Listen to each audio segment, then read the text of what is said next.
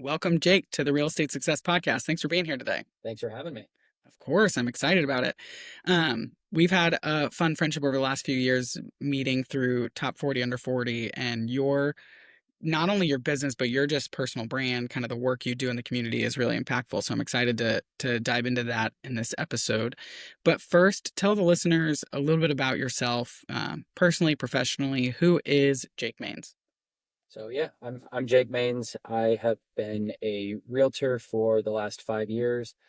Before that, I worked at a marketing agency, and uh, during COVID, I got my real estate license to facilitate my own investing in real estate, and uh, I did work as a realtor part time for the first year, helping some friends and family to boost up the cash to put into my own investments. And then after that first year, I realized, you know what, I want to be out and about doing my own thing, using all these marketing skills to build up my own business.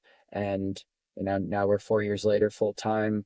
I started an event called Networking Happy Hour uh, as I was transitioning into that full time role, and we just celebrated the fourth birthday of Networking Happy Hour. We had well over 100 people in attendance, and super grateful for the progression, the journey that all that's taken. It's awesome. So you started in marketing, like that was kind of your first quote unquote career. What did that look like? Because marketing, I feel like, is a really big field. It So, really is. so what did that entail for you? I went to Old Dominion University and studied marketing, and then had an internship that turned into a full-time job where I was doing digital marketing for a staffing company. It was a small company, just me and the owner. That went for a few years, and then I transitioned to a marketing agency locally called Array Digital, where I helped them build out their marketing department, and I became the creative director there, where I was overseeing the strategy and a lot of the implementation of everything from Google Ads. We were rolling out websites and doing a search engine optimization and some social media management. And so yeah, it really took me into kind of the full scope of online marketing. And yeah, that I really enjoyed the strategy piece of it. So obviously, implementing Google Ads is interesting to dig into, but the strategy of like which tactics do we need to put together to really boost up this brand Mm, and be seen and convert, just people looking at it into actual customers. I I'm impressed by that, and mostly because that is a world where I'm like my brain can't function. Someone asked me the other day about like my Google Tag Manager, like some, and I was like, "Yeah, I don't even know what you're saying to me. I didn't, and but it is something where, especially nowadays, everyone's just flooded with information.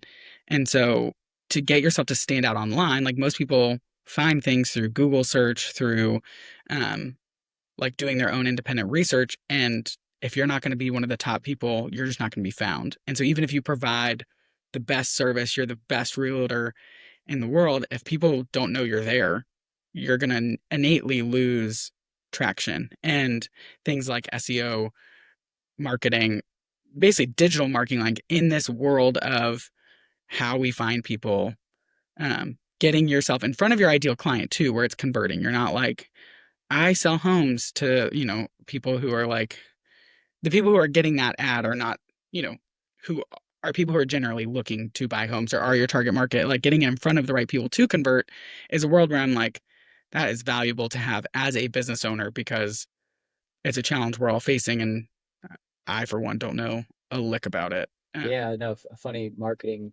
joke is, where's the best place to hide a dead body? On the second page of Google. So, so yeah, No one will ever find it. exactly. Uh, and yeah, making sure the marketing is hyper targeted to people that are, looking to sell a home or looking to buy a home. You just don't want to create a Facebook ad and put it out to the world. I mean, granted, Facebook has algorithms that are really great about putting it in front of the right people, and same with Google.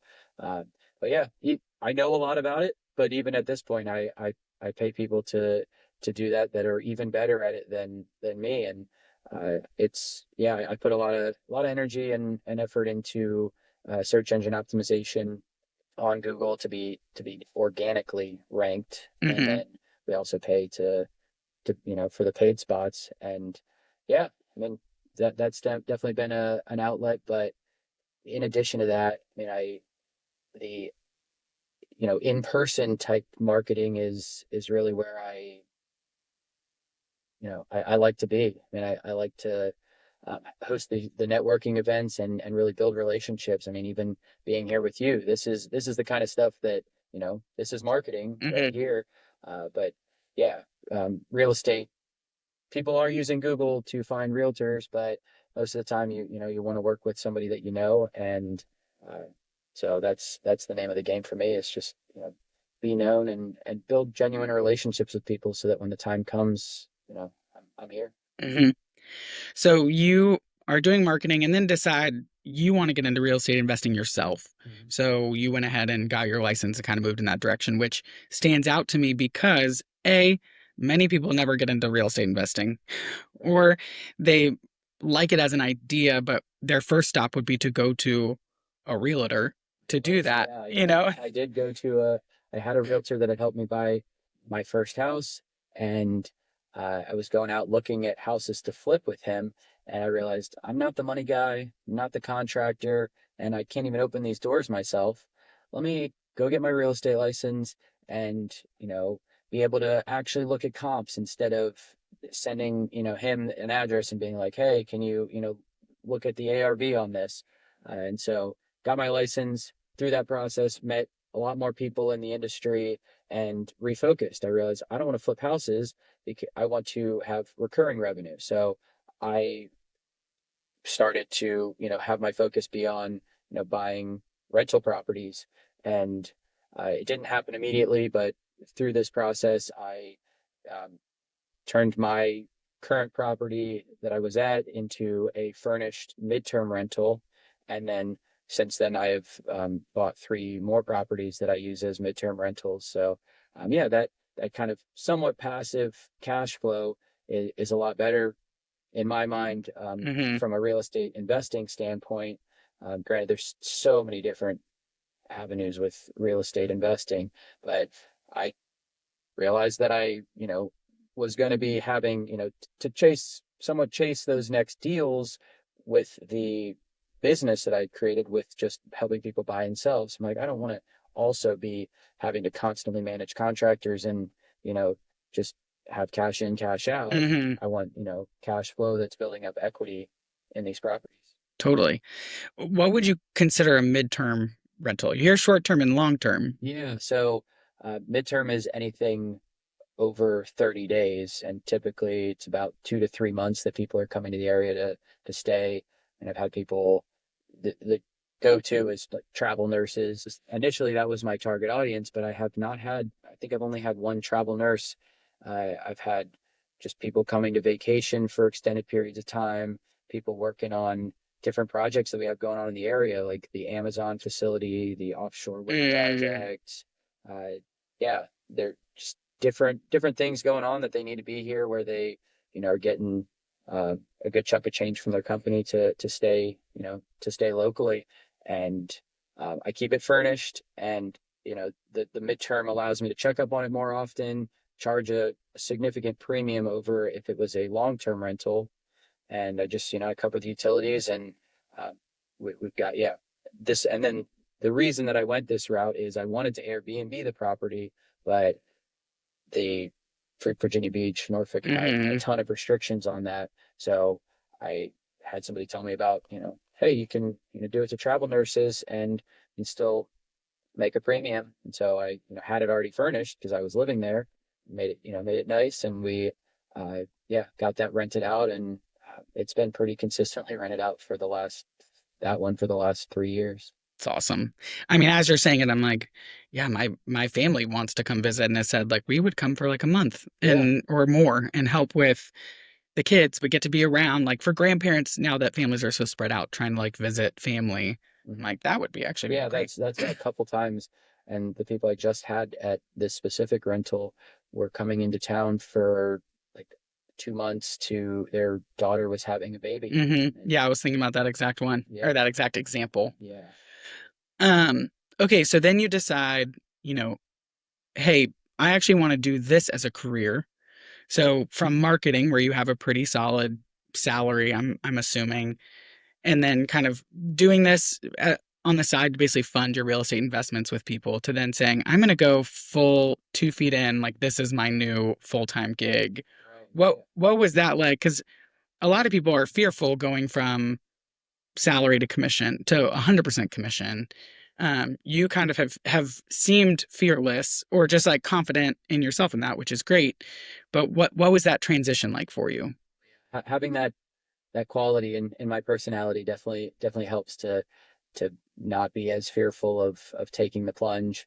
Uh, but yeah, that first year I didn't get my license to be a full-fledged realtor. I didn't even think that I was, was going to go that route, but had a buddy at work that wanted to buy a place, had my girlfriend's parents that wanted to buy some land. And, that first year I did 6 deals and stacked up all that cash because I had my salary, and I was also renting out some rooms at the time to a couple buddies. So my mortgage was being paid. So yeah, I really had, that in itself was already a real estate investment where I was able Hmm. to, have the mortgage paid off, save a little bit more money. And so yeah, I tucked away some money for that first year, and I just kind of took the plunge. And uh, I knew that I had some stuff in the pipeline that was still being that was working on, but it was definitely a little nerve wracking to not have that consistency. And yeah, I'm glad to be here through the ups and downs of the real estate market the last 5 years. Totally. And I mean, that was another question I was going to ask you is like, you jumped in full time, kind of like, all right, we're going to do this in the 2020, 2021 realm, even into 2022, where, real estate was really hot. There was, so much demand over supply, and then that flipped on its head. And between interest rates, price inflation, now there's, less transactions happening on the market, and you've maintained being a top producer. So, what was that like for you being not by no means would you at that point in time be considered new in the industry, but you didn't have like a 20-year, you survived 2008, like No, that was to, that was I almost more nerve wracking than at some points more nerve wracking than uh, leaving the 9 to 5, because I wasn't just letting myself down at that point. I was potentially letting these clients down that, have a listing with me that I'm not used to listings not flying off the market with hmm. multiple offers. Now we've got to, you know, actually implement a lot of the marketing tactics and find ways to get them sold. So it was, yeah, it's been different, and every day is different, which I love about, this career path, that I never know what's gonna come my way. I mean, I walked in here with 3 different text messages from 3 different deals. That's like, okay, I'm gonna, gotta handle it. Yeah. Uh, but yeah, it's been, it's always it's a roller coaster for sure with, the the market. And okay, I priced this listing right, but didn't fly off the market like we expected. Or okay, got this buyer that one house is, you know, no offers in hand that, we're getting closing costs paid for, and the other one is 12 offers. So it's like I literally just submitted on one that had 12 offers. I was Wow. very surprised in this market that happened. So Yeah. yeah. And something that makes you stand out among the rest is the networking happy hour, and something that you built that, I mean, is huge. Like everybody in the business world and Hampton Roads knows about networking happy hour. Every time it's at cool locations, hundreds of people come to it. And so speak to that. Like what gave you the idea to do that? How did you build such a following? And I'm sure that that also has been like a huge lead generator for you innately for your business, because you're kind of basically lifting up this time of networking and then you are there hosting it. But yeah, talk about how that came to be, because that's a So huge yeah, referral as source. I was getting ready to, yeah, it's kind of like it was like a week of thinking, okay, I'm gonna leave this job and go full time. And I was attending some networking events. Well, actually, there weren't many networking events going on because it was, The pandemic. yeah, Yeah. pandemic, but there was one that somebody had hosted that I went out to, and it was just a small group um, at Cantina Laredo, and I was like, huh, I can do this, what they're doing, but on a much bigger scale. And so that following month, as I was, you know, I had left the job, and I'm like, I say, I need a way to not be the guy that's texting his friend saying, "Hey, you looking to buy a house anytime soon?" Or, just I don't like cold calling, and yeah, I'm just it's not my style. So I wanted a way for, you know, adding value for people without having to be salesy, Hmm. and a way for me to connect with people. And, I like throwing a good party. So, uh, yeah, that first one, I had a stack of, I'd been at BNI like 5 years before. I had this big stack from visiting all these different groups. I texted and emailed all of the people in there. I went through my whole, my contacts in my phone, and I was, texting people saying, "Hey, I'm throwing a happy hour. You want to come out?" And so that first one, we had about 40 people. A lot of people said, "No, I can't make this one, but add me to the list." So, just creating that list was big. You gotta have all your contacts on a list. You can't just sit on the Hmm. hip on that. And so it was yeah, and on top of that, it was the consistency of, every month. It's the first Wednesday of every month that we're having this event. I found a, way to send a calendar invite to every person on the list, so it just shows up on your calendar. And really, I've never pitched myself through the emails. Never stood up at the event, been like, "Hey, I'm Jake. I'm a realtor." Just it's not the MO for the event, and I think people really like the vibe, and just that consistency of getting the emails. And okay, I don't have to show up this month, but if I want to, or hey, I've been getting emails for years. I'm gonna show up for the first time. Hmm. And yeah, it's been great. Sure. I mean, one of the things that you mentioned that I really like about it, having been in attendance, is it's not salesy. And it's also not uh it does feel very relational, like a party, where you go to other networking events and you're just being like handed business cards Right. all the time, and then someone gets up and makes a pitch for themselves. Yeah, and cuts the whole thing. You're like, Yeah, oh like, god damn, I was just having fun networking, and now you've talked for 20 minutes. Okay, guess I'm gonna leave. Like, yeah, you've created a space where everybody knows Jake Maines. Like, you are the host.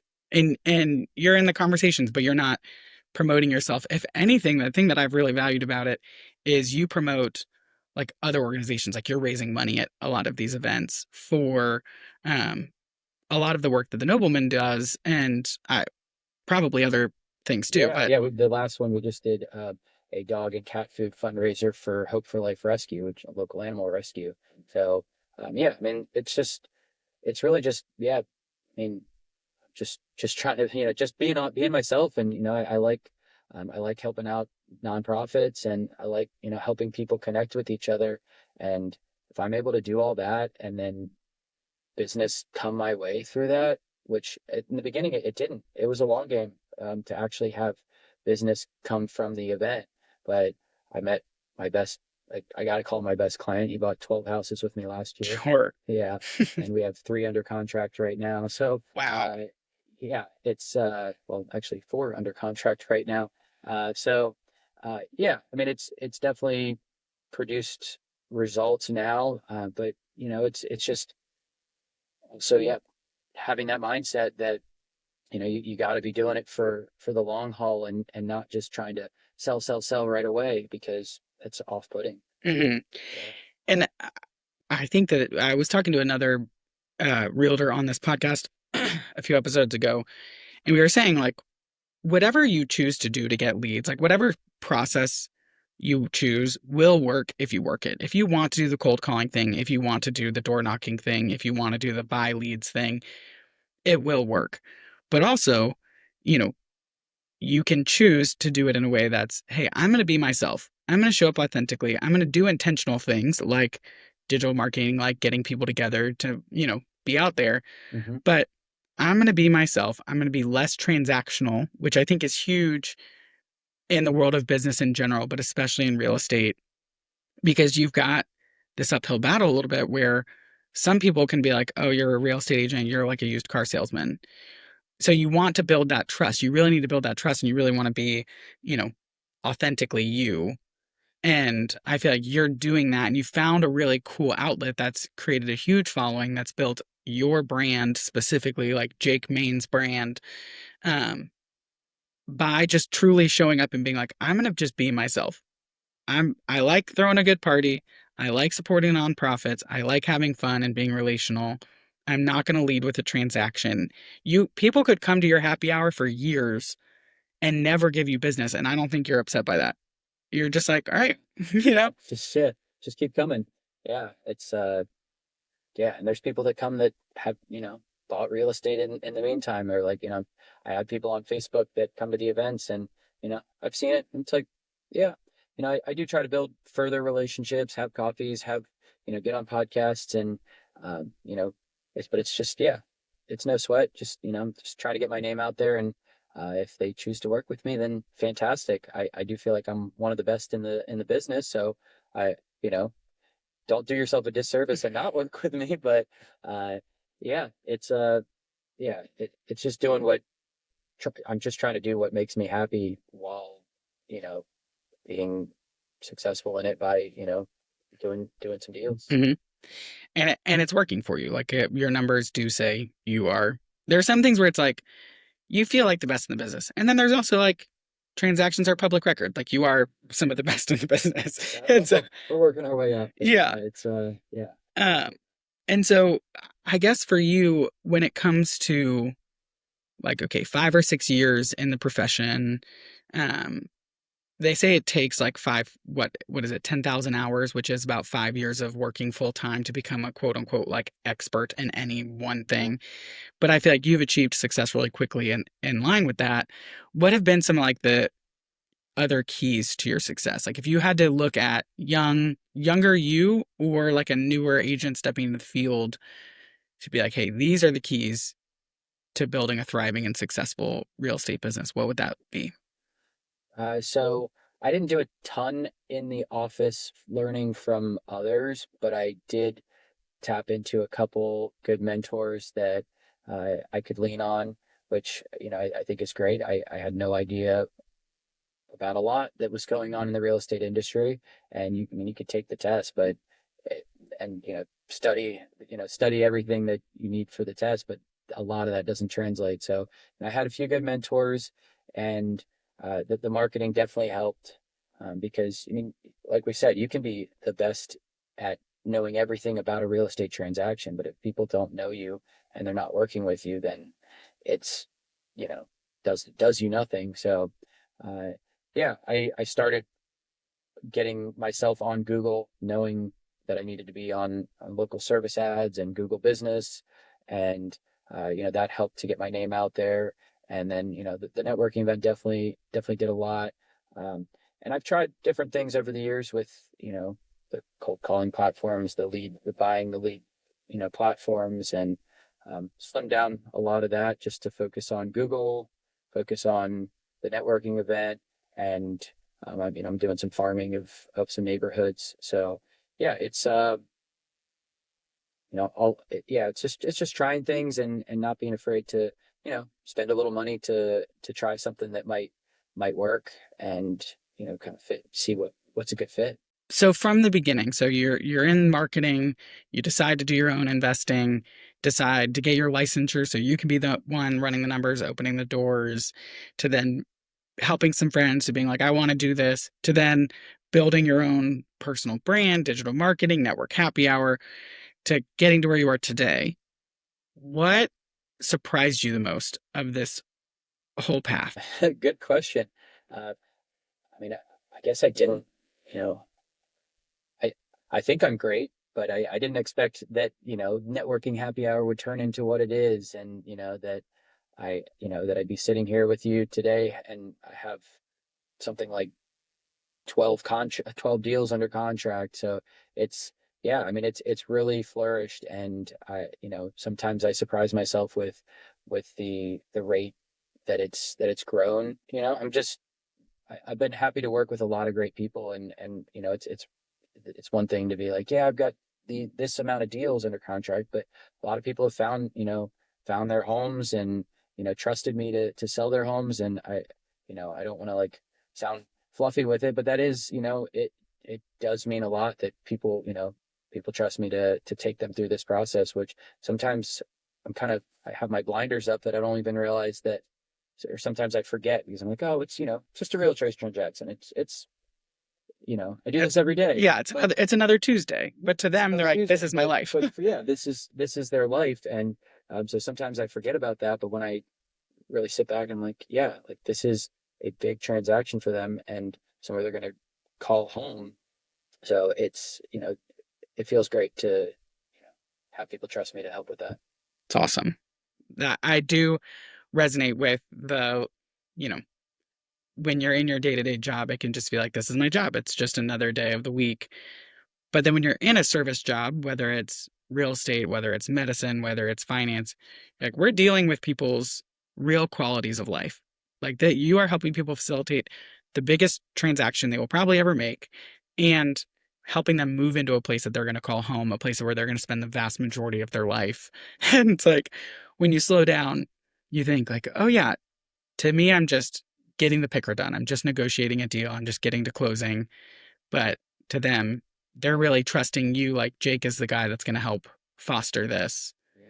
Like, which Like, is hey, really, we got to get these. Like, am I gonna have to do these repairs later down the line, or are we gonna be able to negotiate them? Yeah, I mean, it's a lot through the process for sure. Yeah, seeing that home inspection, they're like, oh my God. And I gotta, okay, like I'm a pretty handy guy. Like these things, you can handle that. But mm, yeah, these we're gonna negotiate. So it's definitely, I enjoy it for sure because, I love the negotiation piece, but yeah, reminding yourself that it's not just a negotiation mm, to win. It's like you're negotiating because this buyer needs these things in order for their livelihood. yeah, yeah, I'm sure I mean, I can imagine that that is a huge honor to be like, you're trusting me with that. Um, has there been a low point for you? Or like in this journey, like what was a pain point, hard point, low point? I mean, there's been some harder transactions and there have been some slower months. And, I have a great business coach, Zach Miller, who you and I were just talking about is hosting the Startup World Cup. Oh yeah, Yeah. So, yeah, he's been great to be, sounding board. My girlfriend's been amazing to be a sounding board through all of this. And, that's, having your confidants, around to, bounce things off of is incredible. So it doesn't feel like those low points were as low. Uh, but, getting hit with, I mean, another not a bad problem to have, but getting hit with a big tax bill and being like, oh shit, it's been a couple slow months, and now we have this, yeah. larger tax bill that I, for some reason, was not paying enough in, and now, Hmm. here we are. So, you know, stuff like that. But yeah, I mean, definitely, there's as the real estate industry has changed, there's, some slower months, but feeling good now that I'm able to mitigate the waves a little bit better. It's awesome. Yeah. Um, so this is a podcast about success. But if you pull anybody on the street and you ask them to define that word, define success, you're going to get a different answer from different people. That word means different things to different people. So for you, how do you define success? And how will you know kind of if or when you've achieved it? Over the years, I thought that success was, you know, being the best in the business or, having wealth and that has transitioned to being the best in the business, doing a lot of real estate transactions or, having a lot of money coming in to, okay, now I just want financial safety. I want to have rental properties. I want to be able to funnel this money into rental properties and to have that safety. And I do want that, but right now, success for me is I just want to be enjoying every day, and Mm, you know, I do enjoy my job, and it is very fulfilling. So that does make me happy, and I feel like you know, I will continue to strive for more because that's just my personality. But I don't want to get caught up in the rat race of continuing to look for success because I'm I'm here, I'm happy, and I think that's that feels successful to me. It's awesome. Well, Jake, thank you for taking the time out of your day. Thank you for sharing your wisdom with us. You have an incredible story. Um, yeah, and I'm just excited that the listeners have gotten to listen and benefit from it. So thanks for Appreciate you being having here. Before you go, I want you to know that this podcast is not intended to be tax, legal, or investment advice. The opinions shared by me or my guests are just that. They're opinions. So if you're thinking about implementing any of the information or thoughts from today's episode into your life or business, I encourage you to seek counsel from a professional who knows you and your specific situation and goals. Now go forth, forge your path, and prosper.